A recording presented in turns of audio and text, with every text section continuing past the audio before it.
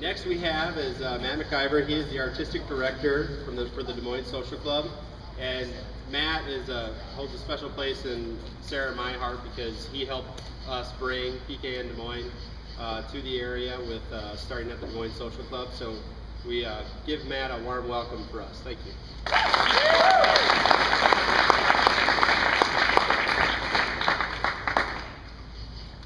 Thank you very much. So we're going to talk a little bit about live action superheroes. This is something that I've been thinking about a lot lately because I'm directing a play called Men of Steel, written by a fantastic writer named Queen Nguyen, whose entire purpose in theater is to make action movies that are on stage in a black box theater, which is not as easy as it may sound. It doesn't sound easy to me, who has to do it. So I started thinking back to the live action superheroes of my childhood, my first impressions, and it was kind of weird because I was a huge comic book fan as a kid, but you saw these and they were both simultaneously more real because it was a real person dressed up, but also less real because he couldn't really do all the stuff that Spider-Man could do when you're watching on the Electric Company. He helped you with your reading, but he couldn't really climb walls. Then there were the earlier influences in my budding personality that warped me in all kinds of interesting ways. Both those classic Linda Carter from the 70s, but also some of the off-brand superheroes we used to get in the 70s. Electro Man and Dyna Girl were part of the Sid and Marty Krofft series that also had H.R. Puff and stuff and Land of the Lost. And then there was the Shazam and Ice's Hour of Power. Anybody? Yes! Thank you. Also, off-brand DC superheroes. For those of you who don't know comics that well, there's two major institutions, DC and Marvel Comics. And when in the field of live-action superhero, really, for a long time, the gold standard was the 1960s Batman show. Again, couldn't do all the cool stuff Batman did, but they took it and they made a coherent worldview. They decided we can't really make it scary, so it's going to be kind of campy. But they made it, everything looked the same, the writing had the same kind of noirish, affective flavor, the amazing backdrop of the sets that they would run in front of like this. So the special effects were of a really high caliber, as were the POW and the Biff when they had the big fight scenes that nobody ever got hurt in remotely. But it all held together because it had a coherent worldview. This was, again, not the case so much with the Spider-Man that Marvel Comics did in the 1970s. I don't know if you can really see this in this really lousy image, but the web was like literally rope from the hardware store, but it's all twisty and braided. And he had these big cartridges on his belt, which Spider-Man didn't really have in the comic books. And he did a lot of that kind of jumping, like that. And you know, so we had these kind of, this was the best we could do in the 70s. I had that Spider-Man doll where the costume came off, but the mask and the gloves were molded on, so he still had the mask on even when he was naked. And the web shooter that was a dart, not a web. So this was a huge, huge impact in my family. My brother loved this. This is the Incredible Hulk, another Marvel character. Bill Bixby in the late 1970s. Lou Ferrigno there as the Incredible Hulk with some of the worst makeup and hair you'll ever see on anything. And again, they took it in a direction where it kind of held together. They changed his name from Bruce Banner to David Banner because they didn't want it associated with the comic book. I don't know what they thought the green guy that smashed through walls would associate with.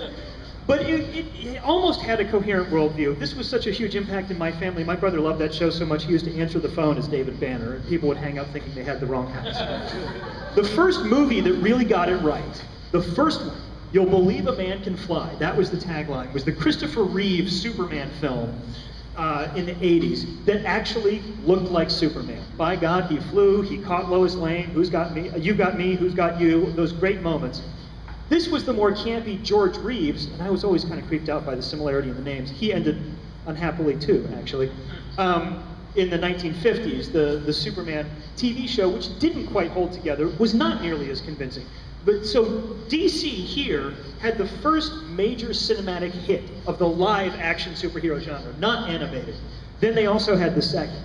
The Michael Keaton, Tim Burton Batman in the 1980s, influenced by Frank Miller's Dark Knight, not as heavily influenced as Christopher Nolan's would be, we'll get to that, created again a completely different, darker, more adult, scarier, coherent worldview. Then Christopher Nolan took that to a whole other place of flat-out nihilism with Heath Ledger's Joker that still gives me nightmares. It's a darker, more adult, but still a coherent worldview. We started to have the technology to be able to show some of these things that you could only draw before in 2D. Now Marvel, in the meantime, had gone horribly off track. Does anyone remember the first Captain America movie? Not the one that came out this summer, the one that came out in the 80s, right? Matthew Salinger, J.D. Salinger's son as Captain America. That's only the first of several massive missteps that Marvel made in failing to bring their properties to screen. They made not one, but two horribly ill-advised Punisher movies. One of them with Thomas Jane, which, okay, fine, whatever. One of them with Dolph Lundgren. Always the hallmark of a fine cinematic product, right? He's only good in movies with Sylvester Stallone. Rocky IV and The Expendables are the only times I can actually watch Dolph Lundgren. But then Marvel hits it out of the park, gets it right, with a team thing. Now this is a whole other ball game in comics. We've gone from an individual superhero to a team concept. We're moving away a little bit from the sort of traditionalist costumes of the X-Men. We're going more in that sort of leather bondage Batman thing. And we've got the team book here. And then, of course, they hit it out of the park. My favorite, I've always, from day one, been a Spidey guy. I'm a Peter Parker fan. And they actually had a Spider-Man swinging through New York City that I didn't cringe at, and it didn't look like rope when he shot the webs out. Finally, the technology was here for us to have some of these amazing visuals we'd always seen in the comic books. You could see Spidey hanging onto the side of the train. You could see him punch through the Sandman. You could see Doc Ock's arms. You could see Kirsten Dunst as a redhead. There was amazing technical sophistication in these films that enabled these fantasies to come to life. There were no more limits, it seemed like.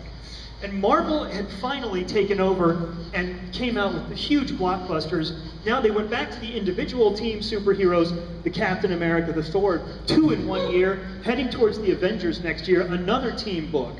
The momentum has swung decisively towards the Marvel side of the universe. And Robert Downey Jr. as Iron Man, was there ever a better idea in Hollywood? Oh my God. Thank you very much.